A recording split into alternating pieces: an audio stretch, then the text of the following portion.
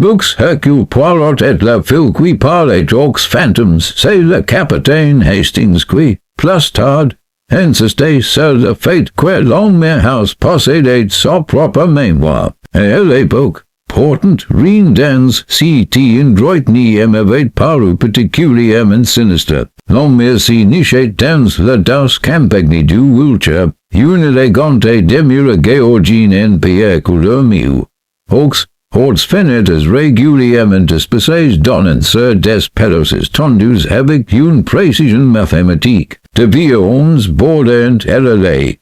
Et au-delà, le terrain descendait en penthouse vers une rivière étroite qui serpentait à travers le domaine tel une pensée inégvée. J'ai été venu à l'invitation de Lady Aurelia Whitcomb, que j'avais brièvement rencontré des années auparavant lors d'un dîner à Londres. Sa lettre, écrite d'une main ferme et élégante, évoquait une petite réception chez elle pour fêter son 60e anniversaire. Elle laissait également entendre la présence d'une femme singulière dans les talents.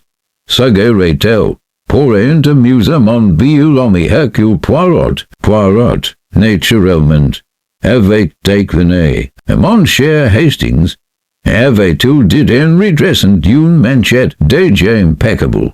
Le génie m'amuse pas avec les spirits, les médiums ou les dieux, les femmes qui murmurent aux morts. C'est une supercherie new fois sur Dix. Et la Dixum fois, c'est une tragédie. Et pourtant, il est venu. Je savais qu'il valait mieux n'y pas demander pourquoi. Nous sommes revés un jeudi après-midi sous un ciel d'un gris paisible. L'homme house s'y dressait devant nous avec une dignité sereine.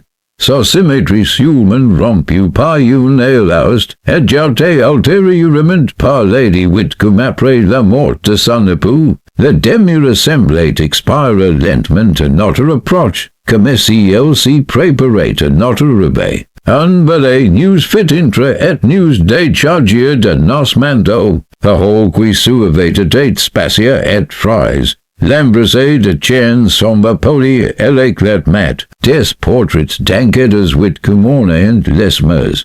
Des hommes et des femmes et their solennels. Dont le regard vigilant suivait nos pas avec une légère désapprobation. Poirot s'arrêta devant l'un de ces portraits.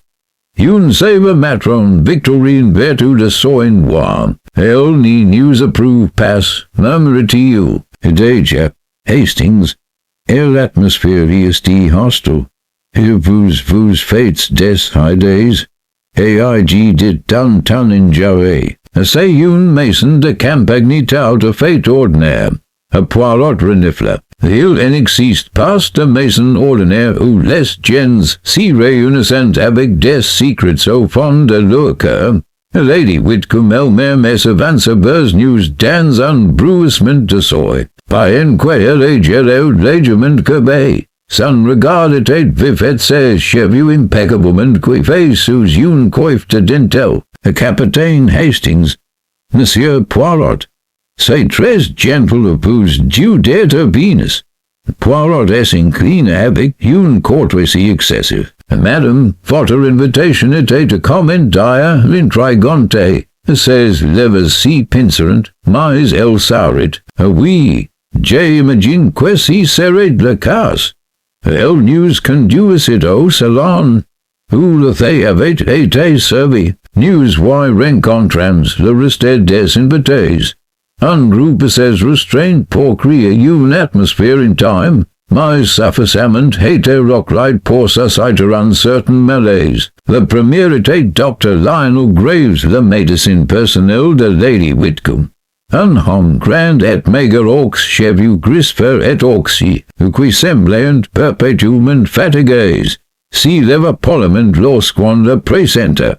Sa poignée de main était froide et superficielle. Souvent, Monsieur Julian Harcourt, un romancier, à la réputation modeste, invité C.J.I. by incompris pour son éloquence plutôt que pour son succès littéraire. Il était affolé prise de la caménée. Unsauri nonchalant aux levers, sun charm usé cameran manto by Enrade, Penelope Ashford la niece de Lady Whitcomb, raid cameran piqué sir un chaise au dossier droit, les mains cantés passés sir les genu, semblait fragile, says Saurias tardant, avenir et son regard si portait souvent sir sartant, et in fin, assis legiment elle carte des hortes, si trouvait Eliza Morland, elle need avec pas savoir plus de bing du ans, says Chevron was, lui tombe en simplement sir les épaules, so robe, d'une simplicité orsta, et sans particularité, elle contemplate sortas de fait comme si elle contenait quelque chose, de bien plus intéressant que douce, et voilà. Did Lady Whitcomb en basin la voix, la jeune femme dont je vous ai parlé, Poirot étudia Eliza Morland avec un intérêt intense, et son talent, demanda-t-il doucement. Lady Whitcomb hésita, elle voit des choses, intend des choses, plusieurs reprises, elle a eu connaissance de faits qu'elle n'y pouvait absolument pas connaître autrement. At ce moment-là, Eliza leva les yeux, leurs regards si croissants commis, sombres et totalement dénués de peur. Vous n'y croyez pas aux fantômes, Monsieur Poirot, dit-elle doucement. Poirot sourit. J'y crois aux djinns, mademoiselle. Et les djinns, je vous assure, sont suffisamment mystérieux. Et une lui traverse son expression de l'amusement, peut-être, ou quelque chose de plus Freud. Le fait si déroule avec la gaine délicate de parfaits inconnus contraints à la politesse. La conversation aborde des sujets sans risque. La météo, la circulation londonienne, elle était des routes portant. Sous cette apparente tranquillité, j'y sentais une tension palpable, comme un fil tendu à l'extrême. C'est M. Lashford qui elle a cassé, talent radio, et dit-elle sèchement, êtes-vous certain que c'est sage? À le regard de Lady Whitcomb S.S. décès. C'est mon maison, Pénélope, et c'est mon anniversaire. Julian Harcourt writ doucement, Allens, Mademoiselle Ashford. Un petit Mr. inoffensive ni manquera pas diguer les débats. Eliza Morland ni saurit pas, plastard, alors quan news conduisait à nos chambers, Poirot s'arrêta dans le couloir. Hastings, et dit-il, d'observers. Que dois-je observer à l'agencement de la maison? Les distances, les portes. Vous pensez qu'un crime voici produire? Poirot adjusta son moustache. J'y pense, mon ami, que lorsque une femme invite une fille qui prétend parler aux fantômes, c'est parce que quelqu'un savait que le passé restait, oui et craint qu'il n'y le soit pas. À le dîner de ce soir-là était formel, servi sous un lustre qui diffusait une lumière chaude sur la longue table. Lady Whitcomb, d'une heure royale, y trônait en bas de table. Le vin coulait à flots.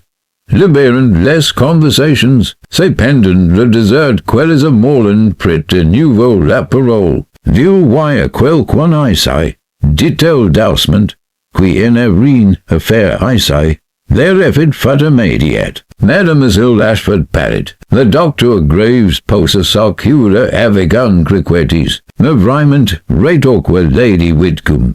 Si en est n'a un moment n'a l'endroit, il s'y tint prise de elle hours. Poursuivit Eliza, le regard absent. Il y est en colère. Julian Harcourt laissait échapper un petit rire nerveux. Excellent ambiance. Et-il dit, très théâtral, Poirot n'y dit rien. Il observa. Eliza tourna brusquement la tête vers Lady Whitcomb. Il vit que vous sachiez. Dit-elle, qu'il s'y souvient.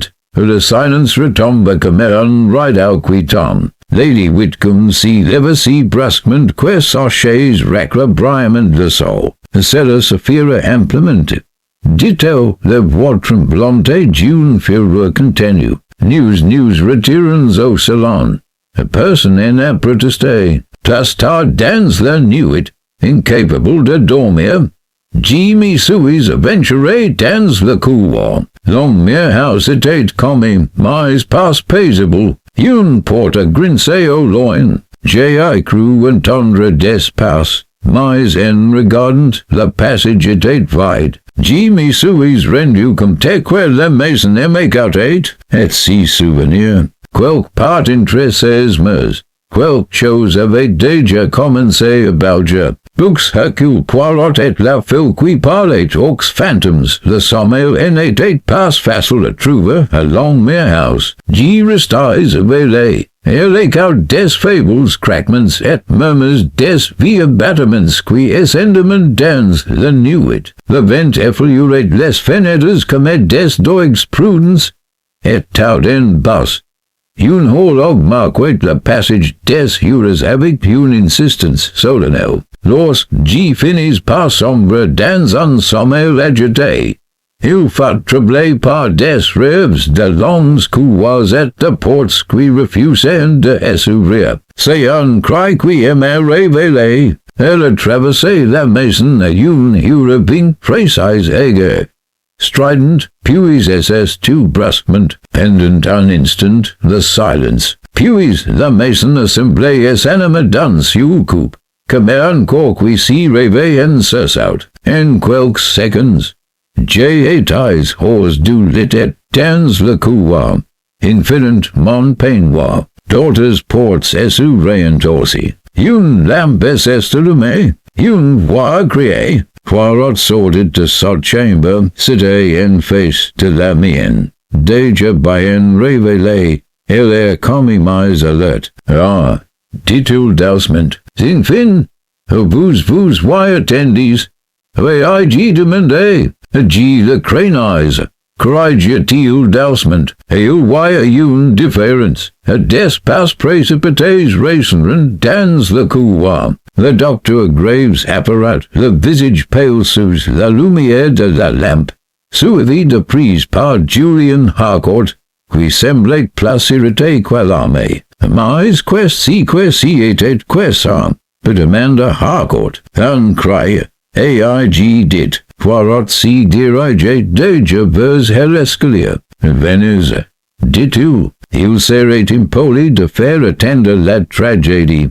A new songs descendus dans la hall, you Lady Whitcomb, le visage blême, si tenait agrippé à la rampe, Miss Ashford si tenait à ses côtés, tremblante de façon visible. Aurelia, a moment Miss Ashford, et dis-moi que si en espace, a Lady Whitcomb leva la main, a Dr. Graves, dit-elle sèchement, allez voir Eliza Morland. Elle a pris sa retraite anticipée. Il s'y put que si soit une porte cédée au fond du couloir était ouverte. Si était la porte, elle est laused. Poirot s'arrêta net. Non, dit-il doucement, le son venait de là. Le docteur Graves hésita. Puis hocha brièvement la tête et s'éloigna dans cette direction. News autres, news le suivants plus lentement. Une appréhension silencieuse et instantanément au sein du groupe. Elle est de tête plus récente que le reste de la maison. Ses couloirs étaient plus étroits et ses plafonds plus bas. Il est semblait plus froid, imprégné d'une légère odeur médicinale. Le docteur Graves s'était arrêté devant une porte, et Mike du couloir. C'est verrouillé, dit-il en fronçant les sourcils. Poirot s'avança. Verrouillé de l'intérieur, demanda-t-il. Le docteur Graves attestait à nouveau la poignée. Rien. Lady Whitcomb portait une main à sa bouche. C'est la chambre de Liza. Poirot n'a pas hésité. Capitaine Hastings, dit-il, a l'amabilité de la church quelque chose qui puisse servir à la persuasion. Et quand j'y suis revenu, avec une leur barre few, le docteur Graves avait déjà forcé la porte à coups de pôle, la serrure s'y brisant dans un craquement sec. la piece decatatate fablement éclairée par une simple lampe. Eliza Morland était allongée sur le lit. Ses cheveux noirs étalés sur l'oreille. Les yeux ouverts et fixes. Elle était belle et bien morte. Mademoiselle Ashford laissait chaperon petit son étouffé et si détourna. Lady Whitcomb restait figée, le visage impassible. Le docteur Graves SS précipité au chevet du patient. Son instinct professionnel et l'important sur son choc. Il a pris son pause. Examiné ses pupils. Puis SS redressé lentement. Elle est morte depuis un certain temps. Dites-vous, au moins une demi-heure. Poirot scruta la scène avec une concentration intense. Il n'y s'approcha pas immédiatement du corps. Son regard parcourut la pièce, observant la disposition des meubles. Elle a more introvert, la fenêtre fermée. Il n'y a aucun signe de latter, a poursuivi le docteur Graves, et aucune blessure visible. Poirot acquiesça. Du poison, peut-être, murmura-t-il. La poor, répéta Harcourt incrédule. Poirot s'y tourna vers lui. La poor peut être tout à fait fatale, monsieur, dans certaines circonstances. Et il s'approcha en fin du lit. Ses mouvements précis. Il étudia le visage d'Eliza, la légèreté bleutée de ses lèvres. Était-ce still plein d'être malade? Et-il demandé? Non, répondit Lady Whitcomb d'un ton sec. Elle était en excellente santé. Le regard de Poirot s'y porta sur la table de chevet, où s'y trouvait un verre à moitié plein d'eau. Est-ce ça? Demanda-t-il. Elle buvait souvent de l'eau le soir, a rapidement déclaré M. Ashford. Elle disait que ça elle avait des visions. Poirot prit le verre et la huma délicatement. Ah, dit-il doucement. Le docteur Graves s'y raidit. Vous soupçonnez un empoisonnement? J'y soupçonne, répondit Poirot. Quelqu'un a voulu s'assurer que Mademoiselle Morland n'y parle plus, ni aux phantoms, ni aux vivants. Un silence pesant est installé. Julian Harcourt a brisé le silence d'un rien nerveux. C'est absurde. Nous devrions appeler la police immédiatement. Let-nous le faire.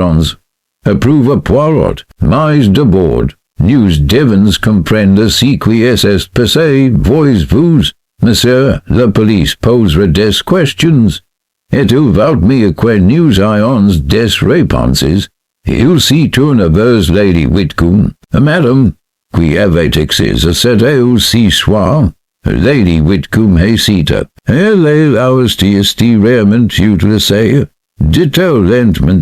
On a trouvé une chambre, Eliza là-bas pour préserver son intimité. Les sauces, le Poirot s'y lèverent légèrement. La vie privée vis-à-vis de qui? Lady Whitcomb n'a pas répondu. Poirot s'y tourna vers M. Ashford. Vous avez pris votre retraite quand puis après 11 heures. Dit-elle, j'avais mal à la tête. Le docteur Graves acquiesça. J'ai-vous M. Ashford montrer elle était ce moment-là. Êtes-vous, docteur? J'y suis resté à la bibliothèque jusqu'à minuit. Liar. Julian Harcourt haussa les épaules. J'y suis allé dans ma chambre vers 11 heures et demie. J'ai dormi jusqu'à une fin, jusqu'à maintenant. Poirot le regarda pensivement. Et les portes? Demanda-t-il. Société verrouillée. Oui, répondit le docteur Graves. De l'intérieur, Poirot esquissa un léger sourire. Docteur, les sérieux n'y sont pas toujours aussi honnêtes qu'on le croit. Il s'agenouilla la prise du lit et examina les mains d'Eliza. Remarques, Hastings, dit-il doucement, les ongles, aucune déclaration. Le poison si poison il voyait probablement augurer rapidement. Il s'y leva et s'y tourna de nouveau vers le miroir. Puis-je demanda-t-il au docteur Graves. Le médecin acquiesça à contre-coeur. Poirot tremper undoig, dans hello et la porta legiment sa lang. Poirot, exclamai il fit une petite grimace et cratcha discretement dans son mouchoir. Aimer, dit-il, tout à fait indéniable. Le docteur Graves inspira profondément. Laws, si était délibéré. Oui, Lady Whitcomb bacilla legiment. This Ashford lui attrapa le bras. C'est impossible, dit Lady Whitcomb.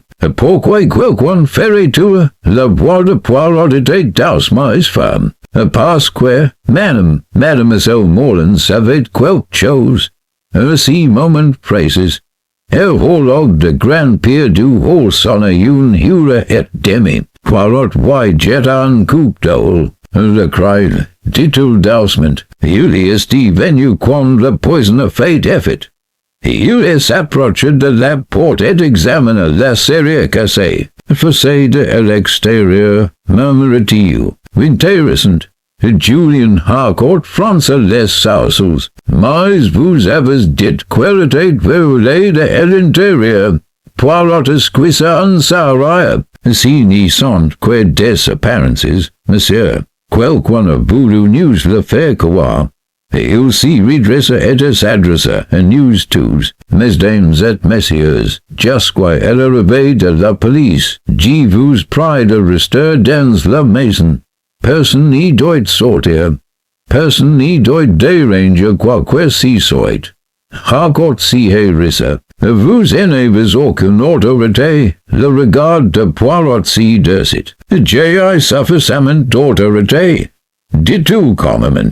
Lorsqu'on new est présent. Elle est fait immédiate. Lady Whitcomb s'affaisse dans un fortuit. Paris and Soudain by en place gay que son age. Cette maison. Murmura-t-il. Si était une erreur de l'ayamena. Poirot l'observait attentivement. Une erreur, madame, dit-il. Avez-vous une nécessité? Elle n'a pas répondu. Le docteur Graves s'éclaircit la gorge. Je vais prévenir la police locale. Je vous en prie. Dit Poirot, et demandez-leur de faire venir un expert. Le verre doit être examiné. Au moment où le docteur partit, Poirot s'y tourna vers moi. Hastings, dit-il, observez nos hommes. J'y ai fait. Mademoiselle Ashford fixait le sol.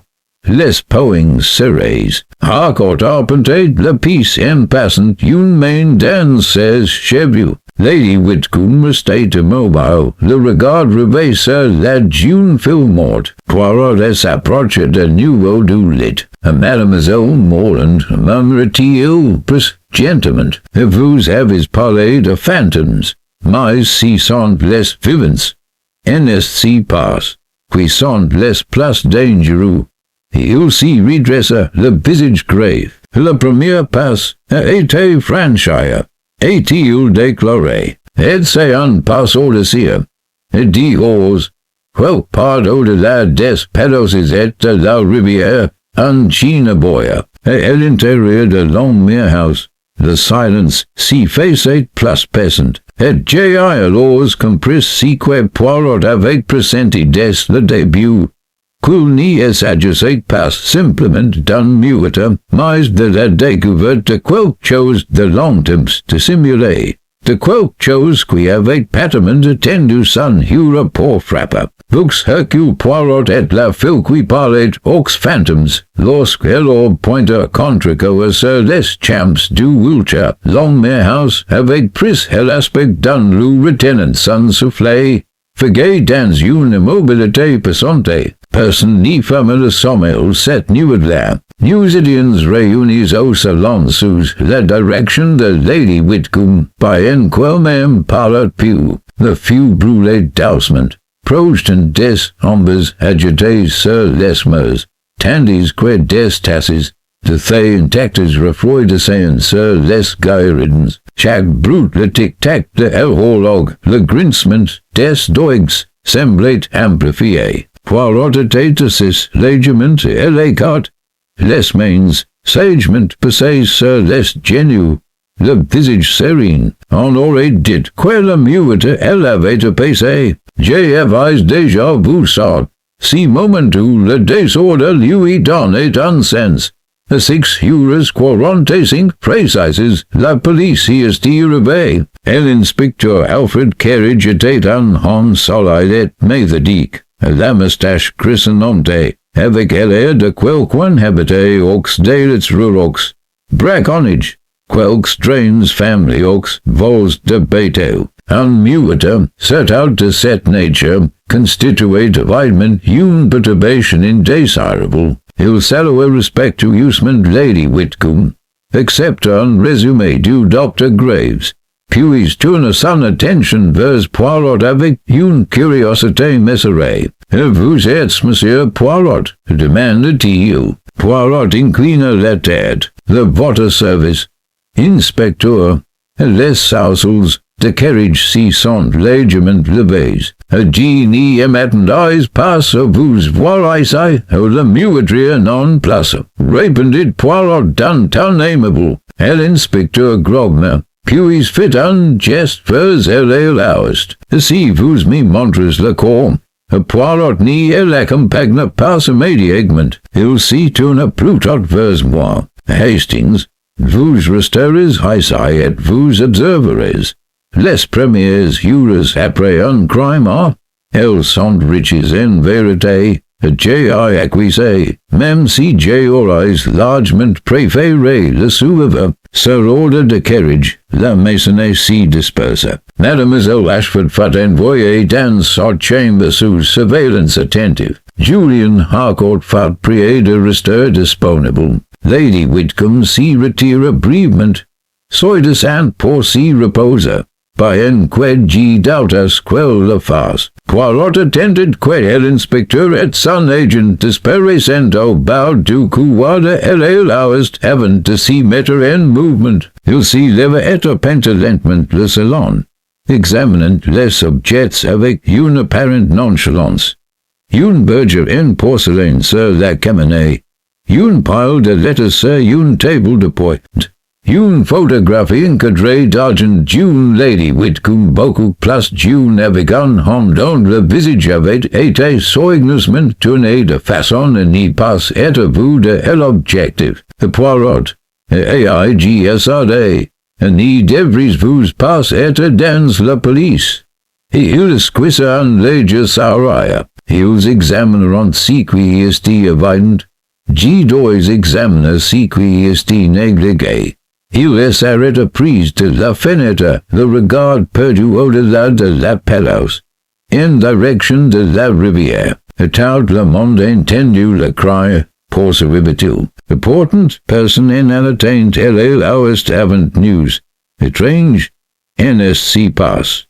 Ils avaient un pour AIG segare. La pour retard les choses. Oui, mais pas tant que ça, non, Hastings. C'est le timing qui m'intéresse. À ce moment-là, la porte s'ouvrit doucement et Julian Harcourt s'y glissa dans la pièce. Ah, dit Poirot d'un ton neutre. Monsieur Harcourt, vous en avez pas pour vous reposer. Harcourt haussa les épaules, tentant d'afficher une attitude nonchalante, rien de surprenant. Compte tenu des circonstances, Poirot désigna une chaise. Tassez-vous, et s'il vous plaît. Harcourt hésita, puis obéit. Vous êtes un écrivain, dit Poirot, un observateur de la nature humaine.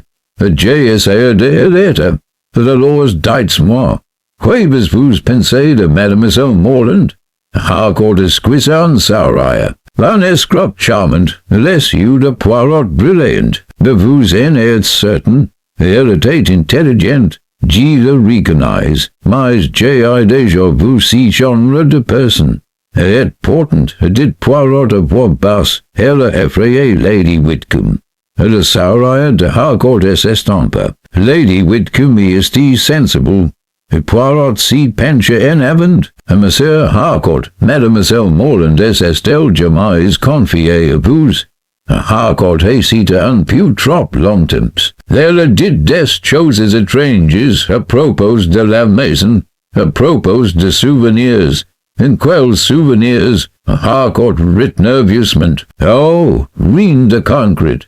Just de vagues illusions, des phantoms et autres choses du genre. A Poirot acquisa, merci, si retout.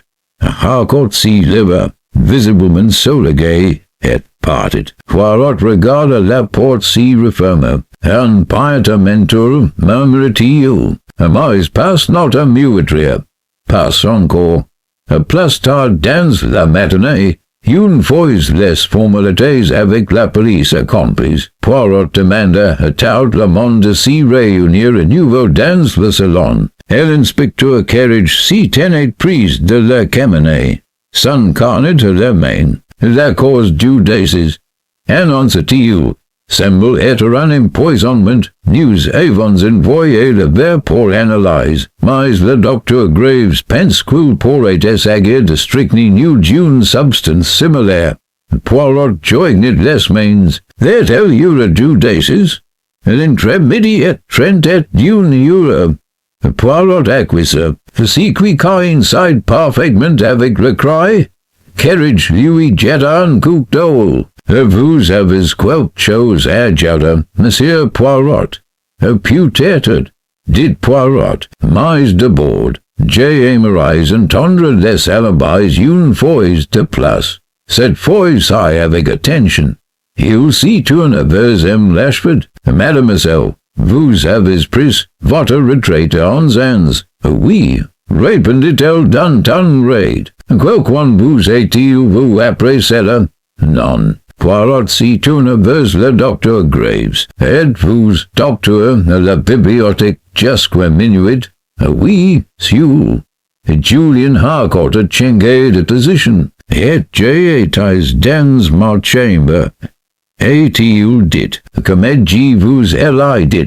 Le regard de Poirot s'y porta sur Lady Whitcomb. Êtes-vous, madame? Elle hésita. J'y suis allé dans ma chambre puis avant minuit.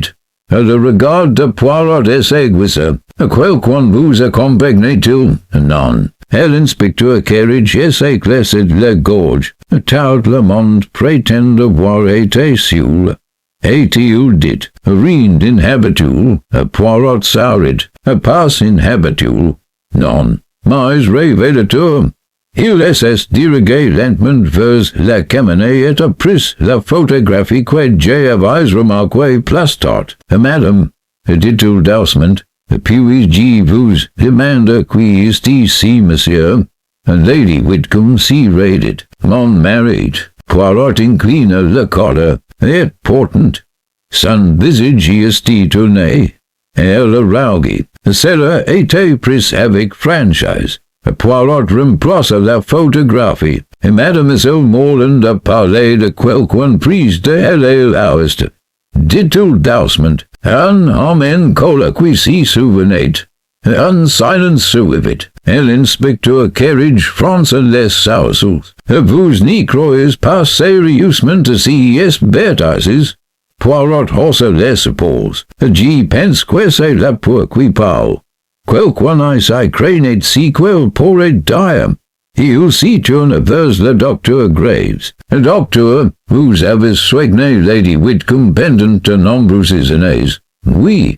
A-t-il jamais parlé de regrets? Le docteur Graves hésita. Lady Whitcomb a eu une vie difficile. Poirot sourit avec sympathie. Beaucoup de gens l'ont fait. Docteur, sans su qui recurrent au mueta. Le docteur Graves s'y raidit. Poirot leva la main. J'y n'accuse personne. Pas encore. Il s'y dirigia vers la porte. Inspecteur, dit-il, avec votre permission, j'aimerais examiner sur l'Ouest. A carriage hésita, puis hocha la tête. Poirot s'élégna, la passe léger. J'y laissai suivis à distance. L'Ouest était silencieux. La lumière matinale projetant de pâles rectangles sur la maquette. Poirot s'arrêta devant la chambre de Liza Morland. Désormais scellé par la police, il n'est pas entré. Il étudia plus tard le couloir. l'espacement des portes, l'angle des fenêtres, le petit passage de service, a hauteur qui mène l'escalier des domestiques. Murmurait-il, quest c'est? Les IG murmurait, l'occasion, dit Poirot, et l'habitude, tu le montrer du doig d'une légère offre prise de la plaine, quelqu'un imprend souvent si couloir, quelqu'un qui connaît la maison, il s'y redressa. Une lueur de satisfaction traversant son visage, et le crime a été commis. Hastings, dit-il doucement, mais le véritable drame réside dans le pourquoi. Alors que nous retournons vers la maison principale, les cloches d'une église lointaine s'y maillent sana. Poirot esquissa un léger sourire. Les morts sont silencieux, dit-il, mais les vivants are. Ils bavardent sans cesse, et quelque part along mes house. Les premiers fils de la vérité avaient commencé si d'honneur. Books Hercule Poirot et le fil qui parlait aux fantômes et l'inspecteur Carriage, and accompli si qu'il qualifiait dit le sentil, s'y retira à la bibliothèque pour relire ses notes et attendre les résultats des analyses chimiques. Après son départ, l'homme house s'installa dans une routine passante. Les repas s'y déroulèrent dans un silence tendu, les passaient futrés. Les portes s'y fermèrent avec une précaution exagérée. Les domestiques s'y déplacèrent comme des fantômes. Le regard fiant, le voit étouffé. C'est précisément cette atmosphère que Poirot trouva la place agréable. Maintenant, et émanant-il si après-midi-là, en laissant son moustache avec une satisfaction tranquille. Et nous allons parler. Et il avait orchestré les choses avec une telle délicatesse que l'inspecteur Carriage crut en avoir pris l'initiative. L'inspecteur pragmatique et quelque peu soulagé de voir la réputation de Poirot donner du poids à son enquête, avait accepté que M. Poirot puisse s'entretenir avec la maisonnée, à condition que cela en entre par la procédure officielle. Poirot, bien sûr, n'avait aucune intention d'intervenir. Il comptait éclairer la situation. Mademoiselle Penelope Afford fut convoquée en première. Elle entra dans le petit salon avec une réticence manifeste. Le dos droit. Le menton levé dans une posture qu'elle interprétait peut-être comme un acte de défi. La lumière du jour lui était d'aucun séquence. Des cernes persistants sous ses yeux et ses mains tremblantes malgré ses efforts pour les garder immobiles. De ses vous, mademoiselle, dit Poirot gentiment, vous le promets, cela n'y fera pas mal. Et elle était assise. Vous avez une affection particulière pour mademoiselle Morland? Demanda-t-il. La bouche de M. Lashford s'y crispa. La connaissais à peine. Mais vous n'y l'aimez pas.